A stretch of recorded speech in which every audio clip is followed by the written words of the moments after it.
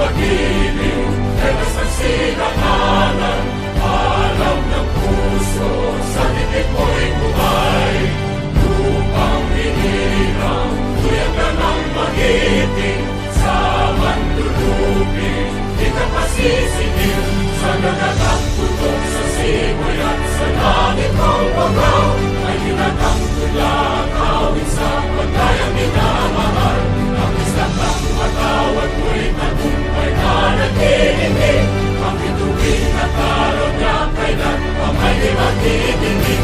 Lumalang araw ng walhagit pagsinta, buhay langit sa piling mo. Ang inigaya na pagkay mga api, ang mamatay ng dahil sa'yo.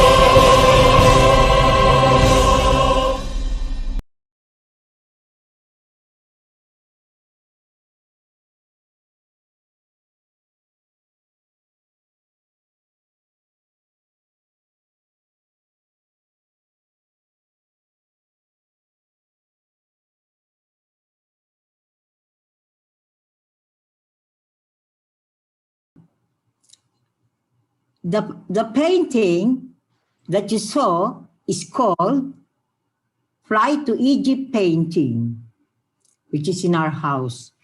This painting was blessed by Reverend Father Bonifacio S. Lopez during the March 25, 2021 Feast of the Annunciation, first Zoom meeting of the Rome chapter of the Rizal Blumentritt Pamatalan Academy. The organizers, led by Philippine Ambassador Grace Lucio Princesa and Reverend Father Bonifacio S. Lopez, marked the sacred prophetic acceptance to form the Rome chapter, and together with the Blessed Mother, proclaim their own individual and collective covenant to do God's most holy will for the Philippines' prophetic destiny. Before this Fly to Egypt painting, blessed on March 25, 2021, the Rome chapter of the Rizal Blumentritt Pamatalan Academy joins the offering or pag-aalay to Saint Joseph the Worker. Next. Ay, no, hindi ka kuya. Lahat tayo nakamute. Okay. The Rizal Blumentritt Pamatalan Academy consecration of the Duterte administration to Saint Joseph the Worker for protection from internal and external dangers. This is a last-minute message of Saint Joseph. He would like the Rizal Blumentritt Pamatalan Academy to consecrate the Duterte administration to Saint Joseph the Worker for protection from internal and external dangers. The YouTube that we will offer consecration offering is from the Department of Environment and Natural Resources, entitled the Rizal Blumentritt Pamatalan Academy and the Duterte Administration.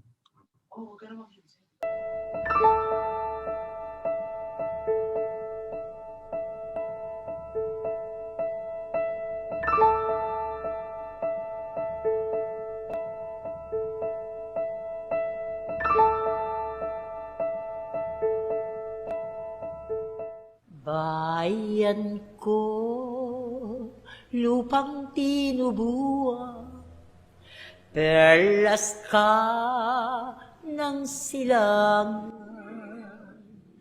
Ganda mo, di mapapantayan, ilaw ka ng sanlibutan. Pilipinas, tulad mo, gintong yaman. Sampagitan, dulot mo'y bango at kagandahan. Kwintas ka, binuo ng kapatiran. Dulot ka sa amin ng poong may kapal. O ina, kay gandang pagmasdan, mga anak mo'y nagkaisa't nagmamahalan. Anong tuwa't saya ng iyong kalooban,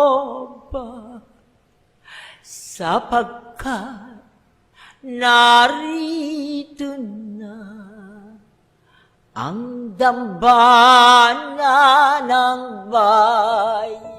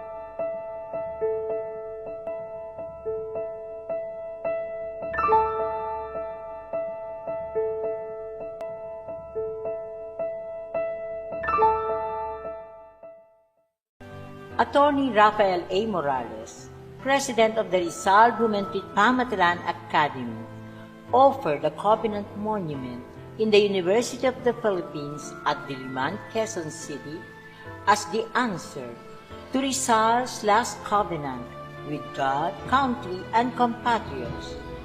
The UP Covenant Monument marks the University of the Philippines Rizal Presidency of Alfredo E. Pascual, as shown in the photo of UP President Alfredo E. Pascual receiving from me and Czech Ambassador to the Philippines, Joseph Richter, the entrustment of the Rizal painting I inherited from my late grandfather, Dr. Guillermo Rustia.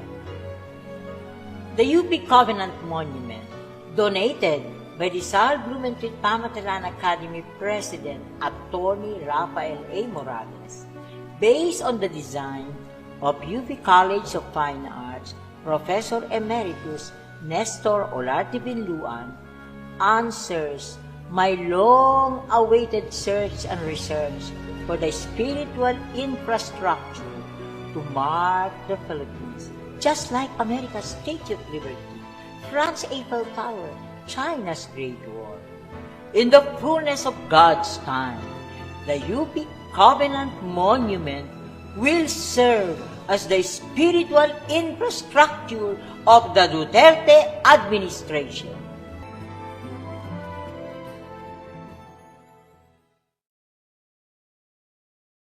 O mahal na bira ng Fatima, sa araw pong ito, araw ng pagtatanghal ng Diyos Ama sa inyo bilang bira ng Fatima, pinasasalamatan po namin kayo sa mga grasya na ipinagkaloob sa aming mga kababayan sa gitna ng krisis at pagtutunggalian. Mahal na bira ng Fatima, ipinangako po ninyo na sa dakong huli ang kaganapan sa pagtatagumpay ng inyong kalinis-linisang puso. Mahal na bira ng Fatima, ipinangako po ninyo kay Sor Lucia ang patotoo ng inyong propesiya sa Fatima na hindi mamamatay si Sor Lucia ng Fatima hanggang hindi nagaganap ang patotoo sa propesiya ng Fatima. Ang patotoo sa propesiya ng Fatima ay ang pagkalagay ng banal na lupa sa Malacanang sa takdang araw ng pagbabalik ni Sor Lucia ng Fatima sa sinapupunan ng mahabagin at mapagpalang pagmamahal ng Amang Diyos na lumikha at Anak na tagapagligtas sa sansinukob. Naniniwala po kami sa dakilang patotoo na ito sa sambayanang Pilipino. Ang pangako po ninyo sa grasya ng pagbabago at pagbubuo ay madadama sa pagtatanghal ng Covenant Monument o Dambana ng Bayan sa Universidad ng Pilipinas. Kasama po namin sa paniniwala at paninindigan na ito ang mahal na biren ng Rizal Bumentuit Pamatalaan Academy na nangako po sa amin ng pagkalinga at pagtataguyod sa aming Pangulong Rodrigo Roa Duterte upang ang Pilipinas ay tanghal sa buong mundo. Sa patnubay at basbas ng mahal na biren ng Rizal Bumentuit Pamatalaan Academy, magaganap ang pagsasapuso, pagsasakatuparan at pagtataguyod sa propesiya ni Rizal at ng Fatima sa pamamathala ng mga pinuno, mamamayan at pamayanan ng Pilipinas para sa mundo. The leadership of the Philippine Embassy in Lisbon, Portugal, was experienced in the Fatima Square evening celebration through Deputy Chief of Mission Evelyn D. Austria Garcia, who led in our Filipino language the concluding mystery of the Rosary. Aba, Ginoong Maria, napupuno ka ng grasya, ang Panginoong Diyos ay sumasa iyo. As if touched by the Blessed Mother, a lady foreign pilgrim offered me a candle to light what I held in my two hands, the Thanksgiving prayer to Our Lady of Fatima for the Duterte presidency. Then when the light stopped, another foreign lady fixed the candlelight for me. These two foreign ladies both gave me a personal experience of their love and care. It is as if the message is being given by the interfaith Blessed Mother that she will fulfill her promise to take care of the Duterte presidency against all odds and despite crises, doubts, uncertainties, and darknesses. And now, we will go to the presentation of the individual ally or offering. The first to offer is our prophetic former Philippine ambassador to the United Arab Emirates and the Vatican, Grace Relucio Princesa. In the video you just saw, the treasure box, it came from Syria. Iraq. It's very historic, and that is why it marks to the occasion today for that buried treasure, for that treasure buried in the depths of the sea to be purified from greed, corruption, and oppression. Brothers and sisters, let us now reflect together with our prophetic Philippine ambassador, Grace Relucio Princesa, her own submitted individual offering. Thank you, Tita Cody and fellow participants, and welcome to this Rome chapter Presidente of Alay San Jose on his feast day. So as I have promised, and it's on the screen, we are pilgrim migrants on earth. Sometimes refugees, even as the painting of the Holy Family's flight to Egypt show. On this feast day of Saint Joseph, I offer to guide fellow Filipinos, especially those abroad, as immigrants, migrant workers, as we celebrate 500 years of Christianity and 70 years of Philippine-Vatican relations, and beyond on the following important matters: our faith, Filipino-ness, family, fitness, finance, and other related issues. I hope to partner with the Rizal Blumentritt Pamathalan Academy, Miracle of Salvation missionaries led by Brother Blas and Father Bonnie, and other interested sectors through the RAP, Wealth of Wonders Reflection, Affirmation, Analysis, Advocacy Program, the Bayanihan, Collective Heroic Holiness, Faith in Action ng mga bayaning banal, banal na bayani para sa bahay, barangay, bayan at bansa, lalo na babae at bata at iba pa, at para sa ibang bansa. Hopefully, this will be a contribution to the fulfillment of Rizal's prophetic vision for the Philippines and the Filipinos to be an example of pamathalaan. Pilipinas, Dambana ng Bayan, a pilgrimage site for sacred prophetic politics and the Filipinos, starting with the overseas Filipinos, to take care of the world as a light and a source of love in its tender loving care of humanity, as concretely shown in our global diaspora. Thank you, our dear Ambassador Gracie Lucy Princesa. And now we go to the next offerer. In the Philippines and abroad, Attorney Rafael A. Morales. He has a career, a distinguished career. I prayed for him to accept the leadership of the Rizal Blumentritt Pamathalan Academy during the novena to Our Lady of Fatima. The Blessed Mother told me that it is her desire that Attorney Rafael A. Morales head this Rizal Blumentritt Pamathalan Academy because in his personal, social, and all other matters, his holiness is beyond compare. And so when he finally said yes, so here we are, the Rizal Blumentritt Pamathalan Academy. We even have a Rome chapter to Ambassador Gracie Lucy Princesa and Father Bonifacio S. Lopez. It is indeed an honor and a blessing that Attorney Rafael A. Morales accepted the desire of our Blessed Mother for him to head the Rizal Blumentritt Pamathalan Academy.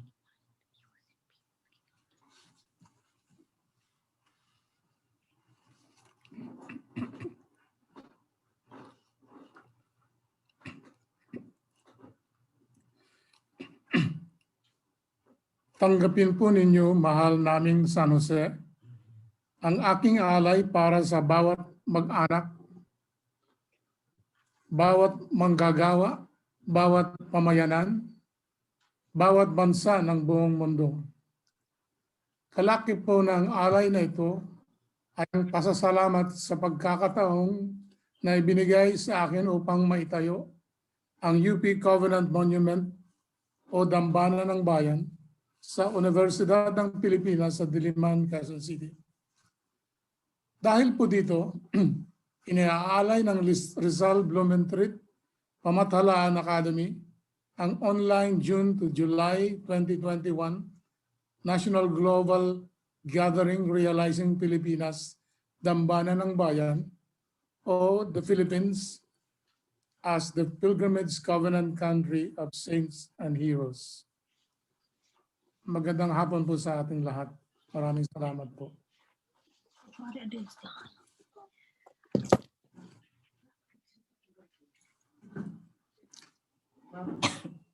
Salamat po, Attorney Rafael. I put the retired University of the Philippines, Professor Consolacion R. Alaras, because today is a day of days. May 1, 2021, Saint Joseph the Worker. Early this morning, I texted Laitike Bagon and told her that Saint Joseph desires that the YouTube video out of this May 1, 2021 event should be entitled The Triumphant Philippines with Saint Joseph the Worker. Bago ko po basahin, dahil ito po ay halos dinilikta rin sa akin ni Saint Joseph, believe it or not, Kasi ang nais ko po sanang sabihin ako po ay natutuwa dahil kayo po, St. Joseph, ang modelo ko. Kayo po puro sa panaginip ng Panginoong Diyos, idinadaan ang mga mensahe. Ako naman po ay spoiled. Hindi lang panaginip, marami pang ibang mga patotoo. Kaya sino ako upang mag-complain na kung ang ating mahal na St. Joseph ay tanging panaginip lamang ang sinusunod at wala nang iba pang kasamang patotoo, ako ay super spoiled. Ito po ang nais niyang sabihin ko. Ako naman si Nanay Amba. Ang alay ko po sa inyo ay galing din sa inyo nang tinawag po ninyo ako sa Carmel of St. Joseph sa Lucena City. Sa tulong po ni St. Teresa of the Child Jesus at ng mga Carmel Mothers mula sa Shanghai, China, naunawaan ko po ang ibig sabihin ng Communion of Saints sa lupa at sa kalangitan. At higit po sa lahat, na ang langit ay ang pagsunod sa kalooban ng Diyos. Sa sandali pong ito, maaari po kaya, mahal na patron ng mga manggagawa, na ang bawat isa at lahat ng mamamayan sa Pilipinas at sa buong mundo ay maging kamanggagawa, co-worker sa pagbuo ng bayang banal. Ipinaisip po ninyo sa akin na magaganap ang lahat ng ito kapag ang Pilipinas ang mangunguna sa banal na halalan, kung saan ang paghalal ay pagsunod sa kalooban ng Diyos, kung saan ang paghalal ay pagbuo sa bayang banal.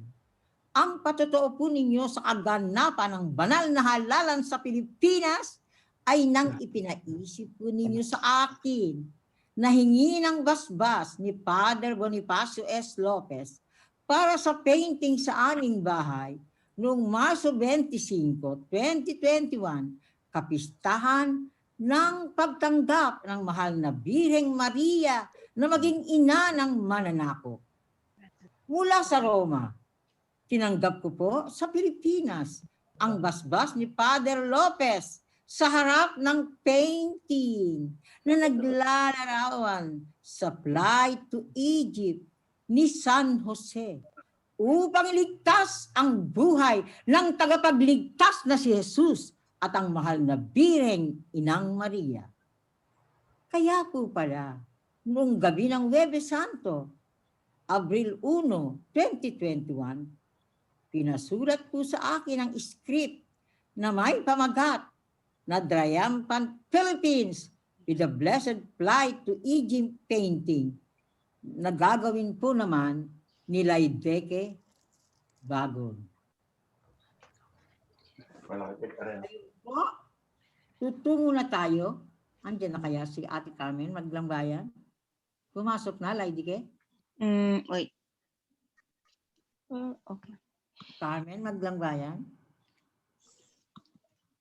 Dito po ako, ate. Ay, salamat. Ang papakilala ko sa inyo. Andito na po. Sige po, Ate Carmen. Alam po ninyo, dalawa lang pong kinatawan mula sa Kapati ang aming naimbitahan dito. Opo, maraming salamat. Sa buong kapatiran po ng Pilipinas ay talagang bukod tangi. Wala akong naiinggit dito. Inang Carmen B. Maglambayan. Sabi nga niya po lagi, kami ay nasa lupa at kayong matataas na tao. Ang tinitignan namin sa langit. Kapag pinanood po ninyo yung YouTube video na interview sa akin ng Bibal Foundation at ni YouTube ni Helena Sanchez Maglambayan ng Ontario, Canada, mauunawaan ninyo ang kahalagahan nitong si Inang Carmen Maglambayan. Nakita rin niyo siya doon sa YouTube video na unang ipinalabas. Napaka po ay naglakad. Ito lang po ang kauna-unang grupong nakita kong naglalakad upang magtagumpay ang misyon. Alam ng lahat yan. Naglalakad sila mula sa Rosario, La Union, Manila at sa iba pang dako. Sa Anuen, sa Lawag, basta minsan po sinusundan ko sila Kahit na po ako chairperson na ng UP Department of English and Comparative Literature, sinisigurado ko pong makasunod, ngunit hindi nabubuo. Kaya po mga kapatid, kahit po napakasimple lang ng ibinigay niya sa amin dito, damahin ninyo ang pagpapakasakit, ang inialay nito para lang magtagumpay na tayo na ang susunod na 2022 eleksyon ay tunay na isang banal na halalan na ipapadiwa at ang gaganap ay ang Espiritu Santo. Ang Pangulong Rodrigo Roa Duterte ang magsisilang ng isang banal na halalan at isang banal na bayan. Pakinggan po natin, unawain natin, damahin natin si Inang Carmen Madlang Bayan sa kanyang ibinabahagi. Babasahin nito, Ate Carmen. Opo. Magandang hapon po sa inyo para sa ating mahal na Saint Joseph. Ngayon po ay pinagdiriwang natin ang kanyang kapistahan. Naway pagpalain kayo ng Espiritu Santo. Ang aking kahilingan, Saint Joseph, naway pagalingin ng mga sakit, protektahan ang sanlibutan, at ipunin ang kanyang mga anak upang magkaisa sa pagdarasal na makamit natin ang tagumpay sa pamamagitan ng gabay na Saint Joseph. Maraming salamat po. Maraming salamat po. Maraming salamat, Ate Carmen. Ang susunod po, isa sa mga fellow founders nila Ambassador Grace Lucio Princesa at Father Bonifacio S. Lopez. Siya po ay Miracle of Salvation Missionary Blas Trinidad Jr. Okay. Miracle of Salvation is a rehabilitation of spiritual life.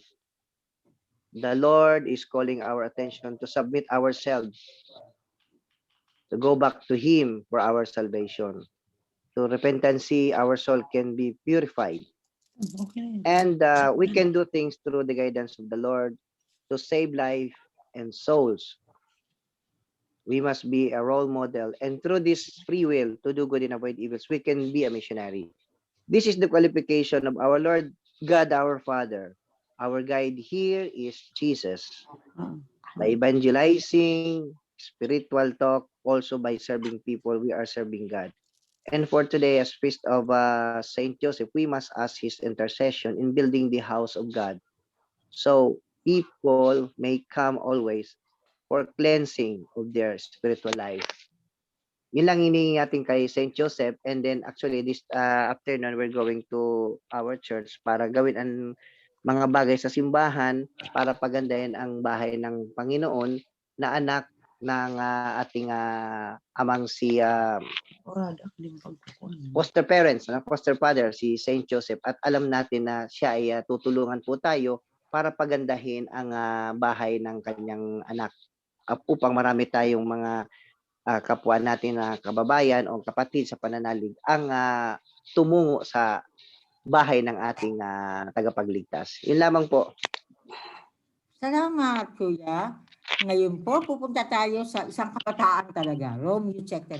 Siya ang administrator ng ating Zoom. Ambassador Grace Lucio Princesa asked his family to donate the Zoom for the Rome chapter. Kasi Holy Family din yung kanyang, ang nanay niya, pangalan Pide. Ang tatay naman niya. Ang father niya, what's the full name? Johnny, Juan. John, Juan. Parang Juan. Parang Citizen Juan. O ngayon anak, ikaw na ang mag-alay. Magsalita ka na. Okay. Anak. I offer the youth of today that we may come and join so we can work and pray to Saint Joseph, so we can look into our future with hope and expectation. That's it. I'm done. Thank you. And now, last but not the least, bago i-alay sa isang collective whole ni Father Bonifacio S. Lopez ang lahat ng individual offerings. We now go, I gave you an assignment.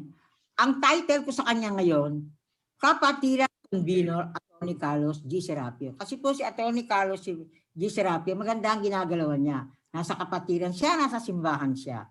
At saka po si Atty. Carlos G. Serapio, kahapon, nakakatuwa siya. Umaten ako nag-Zoom meeting siya para sa kapatiran elders. Ginusto niya na iproseso kung ano ang sasabihin niya rito. Kaya po napakagandang makatrabaho co-worker ito. Halos ang tawag ko sa kanya si Cardinal. Kahapon tinawag ko siyang Cardinal. Listen to Kuya Kapatiran Convener Attorney Carlos o Charlie G. Serapio. As a matter of fact, may we ask your prayers. Kasi parang nung Friday, sinundo ni Saint Joseph, patron saint of the Holy Dead, ang kanyang Mommy Grace. Kaya sabi ko, nakita mo, sinundo siya ni Saint Joseph. Kaya Friday siya sinundo. O ang ganda-ganda ng ating Zoom meeting kahapon. Full of grace na experience namin lahat. So now, we ask everybody now to pray for the soul of the mother of Attorney Carlos G. Serapio. Can I just ask for sandali lang for a brief prayer? Mommy Grace, we know you're in heaven. You wanted? You said yes when you were PEPs by our dear Saint Joseph, patron of Holy Dead.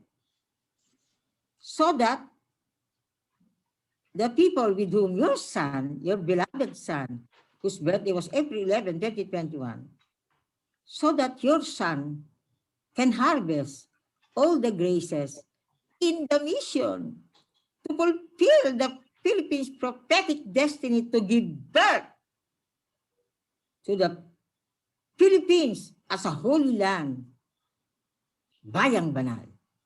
Salamat po, Attorney Carlos G. Serapio.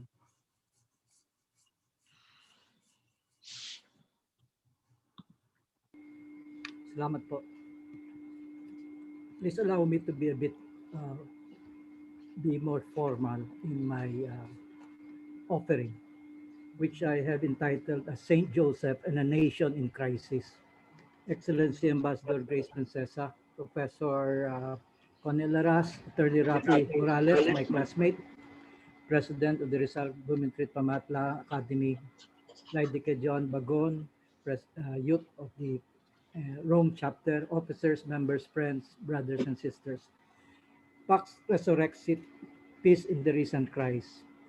Please allow me to begin by commending the significant day to the noble qualities cited by the Catholic Bishops' Conference of the Philippines, the CBCP, as the topics of the 9 days Novena reflections on Saint Joseph in preparation for the consecration today of the nation to his protection. Saint Joseph, the pillar of the family, Saint Joseph, lover of poverty, Saint Joseph, spouse of the Mother of God, Saint Joseph, man of faith, Saint Joseph, diligent defender of Christ, Saint Joseph, hope of the sick, Saint Joseph, patron of the dying, Saint Joseph, terror of demons, Saint Joseph, protector of the Holy Mother, the Catholic Church.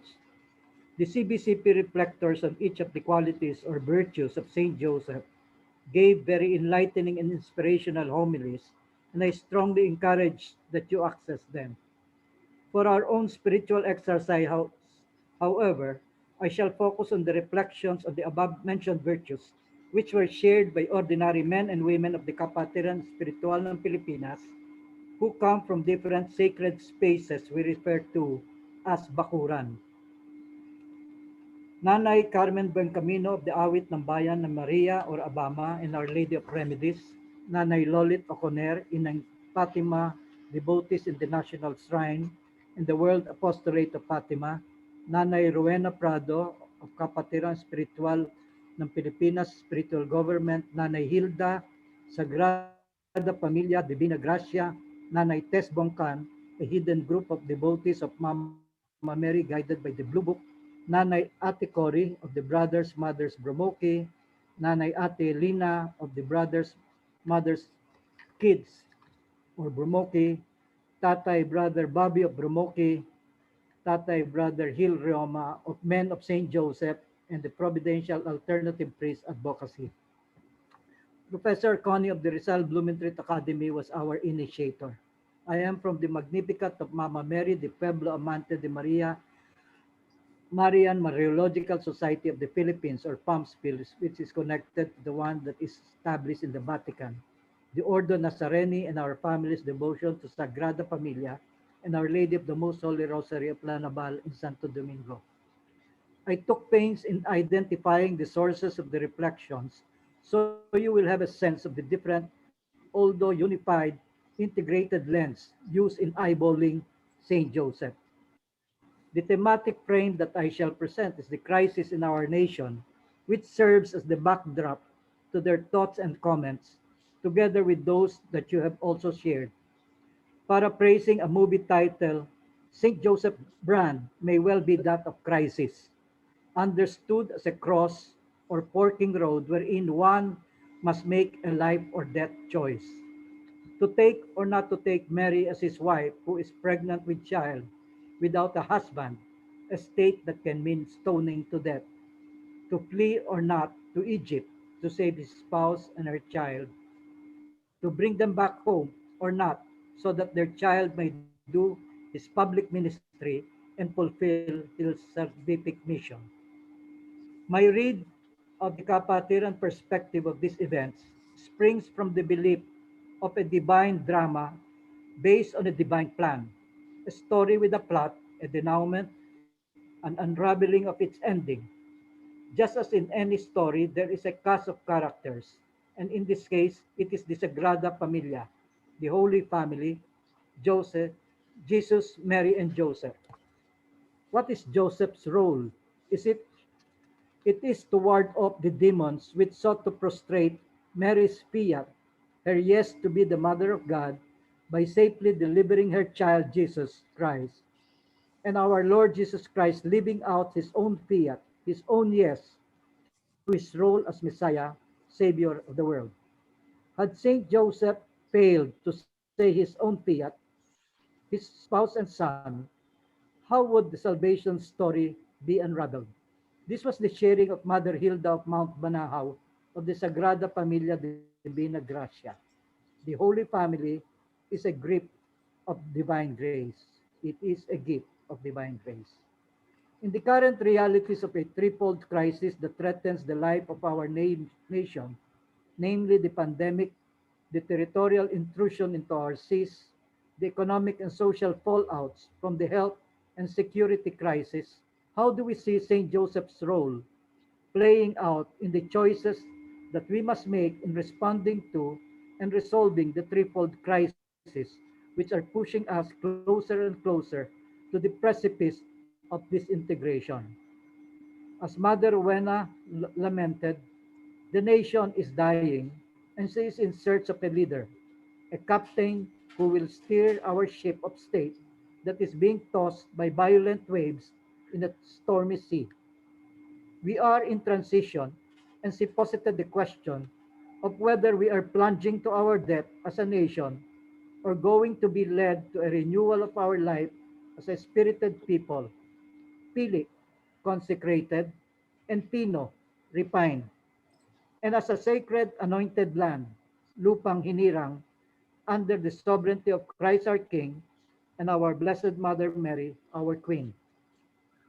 Once again, St. Joseph is being commissioned to help us make the choice in this crossroad, the forking road between life and death, the crisis in our faith, by pointing to us that the path to our survival and salvation rests in the evil one's nemesis, our Blessed Mother, Regent to the returning King, our Lord Jesus Christ.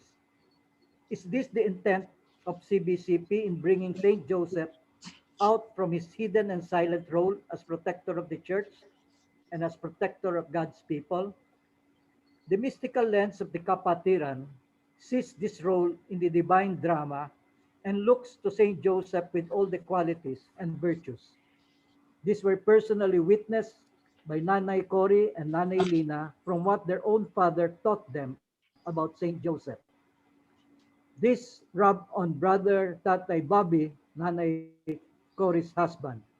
Nanay Meng and Nanay Lolit, who have the father and sleeping icons of Saint Joseph, see him as completing the cast of characters that support the victorious conquest of evil by the Blessed Mother. Is Saint Joseph therefore being posited to serve as the inspirational model father that the nation needs? Will that happen in 2022? Nanay Rowena wonders. Presently also, the children of Mary and the soldiers of the Black Nazarene are at the forefront of this spiritual battle between the forces of light and darkness. Nanay Tess sounded the clarion call for unity and asked if the devotion that is being propagated for Saint Joseph will not divide and deflect us from marching as one behind the colors and banner of Our Lady, Mama Mary, who is the one tasked to crush the head of the enemy and prepare the kingdom of her Son, the Lord Jesus Christ. That fear will indeed obtain or come to pass if we do not see the unity and completeness of the role of the Holy Family as propounded by Nanay Lolit and Brother Gil Rioma in espousing a glorious domestic life where the family is the center of spirituality. United, however, Saint Joseph is called to respond to the threefold crisis, which are but mere symptoms of the real crisis stalking us now. The loss of our nation's soul, our spirited values, qualities, and virtues, which his namesake, the first father of our nation, Dr. Jose P. Rizal, admonished that we must recover if we are to join the wide road of progress. How? By forming ourselves in his virtues of simplicity, humility, and obedience, of which Nanay Tess was reminded, by defending our faith, which to the kapatiran is summed in the inseparable dictum of love of God is love of country. In making decisions about vaccines and alternative medicines, or family-based local wisdom of natural treatments, in our relations with our long-term ally of common values and an emergent power in our region, in our appreciation of social initiatives such as the community pantry and economic programs of rehabilitation, we can surely unite if these are motivated by true love of God, country, and people as the anchor of our national interests. Saint Joseph, the worker, is now calling us to action.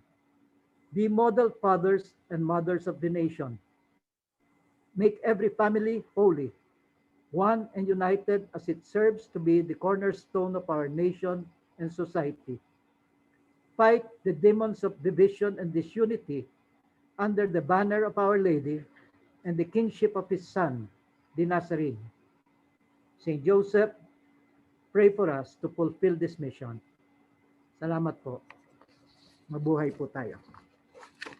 Salamat po. At ngayon po naman, ang pinakahihintay natin, the highlight of this May 1 Zoom event, Rome chapter of the Rizal Blumentritt Pamatalaan Academy. I am so blessed.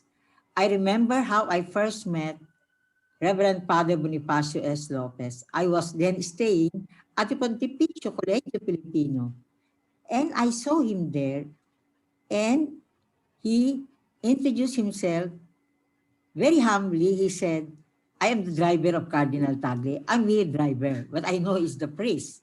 And so, even then, when I interacted with him and he interacted with me, he already left an imprint to me. And I even asked him, imagine, I asked him instantly, may I get your email? And so, it was how it began. I am the humble, I am the driver of Cardinal Tagle, he said. So now may we call on Father Bonifacio S. Lopez, who blessed my painting at home, the Flight to Egypt painting. He was in Rome, and I was in the Philippines, and I received his blessing, and Saint Joseph said, what you have to do for the entire year, as you mark my calendar, the year of Saint Joseph, it will be blessed and will be realized. So now, Father Bonifacio S. Lopez, may we ask for your blessing and your offering, because we are so blessed that we have a Reverend Father who is really consecrating and blessing all the individual offering or ally. Father Bonifacio S. Lopez, thank you. Magandang hapon po sa ating lahat. Good morning po dito sa Italia. Good morning siguro, o good evening sa Amerika, sa lahat ng nanonood sa atin lahat. Happy Fiesta po ng St. Joseph. Before ko po makalimutan, si Pope Francis, inaanyahan po tayo sa buong month ng May, alas 6 ng hapon, na magdasal ng rosary. Yung parang marathon ng mga santuario. Hindi lang santuario, kundi marathon ng buong mundo, yung maski hindi Kristiyano, no? Na ipagdasal na sana mawala na ang COVID, no? Si Saint Joseph nakalagay sa Biblia na walang nasasabi sa Biblia na si Saint Joseph ay hindi makapagsalita, ano sa Tagalog yun? Muto. Deaf ba yun? Pipe. Pipe, oh. Deaf mute. Mute. Wala sa Biblia nasasabi na si Saint Joseph ay pipe, yung muto. No? I think, example po sa atin lahat na nandito tayo ngayon, lalo-lalo sa pandemya, na gayahin natin Saint Joseph, na huwag masyadong magreklamo, pero sa pagiging silensyo natin na ang Diyos lang nakakaalam, na sana tulungan niya tayo. No? Kaya sa dasal na ito, gusto natin ipagdasal lahat ng mga nawala ng trabaho. Yung mga kabataan na yung mga naipon nilang, sa buong mundo to mga naipon nilang pera, nawala lahat dahil sa pandemya. May kasabihan nga sa Italiano, che il lavoro nobilita l'uomo. Ang trabaho daw ay nakakatulong sa tao para maging noble. No? Ipagdasal natin lahat. No? Lahat ng mga nawalan ng trabaho, lahat na nagsusumikap, na sana sa trabaho, sa pag-guide ni St. Joseph, the Blessed Virgin Mary, na sana maipakita natin sa buong mundo ang pagiging nating tunay na anak ng Diyos. Glorious St. Joseph, model of all those who are devoted to labor, obtain for us the grace to work consciously, putting the call of duty above all our sins and failures, to work with thankfulness and joy, considering it an honor to empty and develop by means of labor the gift received from God, to work with order, peace, prudence, and patience, never surrendering to weariness or difficulties, to work above all with purity of intention and with a detachment from self, having always death before our eyes, and the account which I must render of time lost, of talent wasted, of good omitted, of vain complacency in success, so fatal to do work of God. All for Jesus, all for Mary, after your example, O Patriarch Joseph. Such shall be our motto in life and death. Amen. Maraming salamat po and happy fiesta po sa ating lahat. The Lord be with you. And with your spirit. May Almighty God bless you, the Father, the Son, and the Holy Spirit. Amen. Amen. Amen. Sana po lagi tayong masaya. I think si St. Joseph ngayon ay napakasaya niya dahil nagtipon-tipon tayo ngayon para sa pagkakaroon ng hope sa ating mga pamilya. Lahat po tayo may problema. Lahat po tayo may problema. Pero wag po natin titingnan lang ang mga negative sides ng ating problema. Tingnan po natin yung mga positive sides. Kung may nangyayari ngayon ng mga negative sa buhay natin, I think God permits, no, to purify us. Pero wag po tayong mawala ng pag-asa. Lagi po tayong tumawa. Lagi po tayong tumawa. Sabi nga sa isang aktor na Italiano, nung sinabi niya yung theme ng pagiging masayahin, sabi niya, dobbiamo far sembrare matti.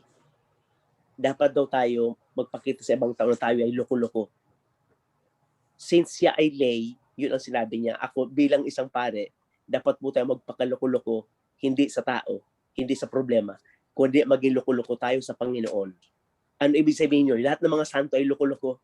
No? Nagpapatawad nung nakagawa ng masama, nagmamahal, mahalin yung kaaway. Mga loko-loko lang po ang nagmamahal ng mga kaaway. Mga loko-loko lang po yung mga hindi nagreklamo, no? Kaya maging loko-loko po tayo hindi para sa atin, no? Kundi para sa Panginoon. Na sana i-guide niya tayo. Ngayong 500 years ng Kristyanismo ng Pilipinas, ipakita po natin sa buong mundo na ang lahat ng mga Pilipino ay masayahin at saka makadiyos. Maraming salamat po. So, thank you very much because this is the beginning of every day, of every minute with Saint Joseph. Thank you, thank you, thank you. Every day, every minute with Saint Joseph. Maraming salamat. Maraming salamat sa lahat. God bless. Salamat po.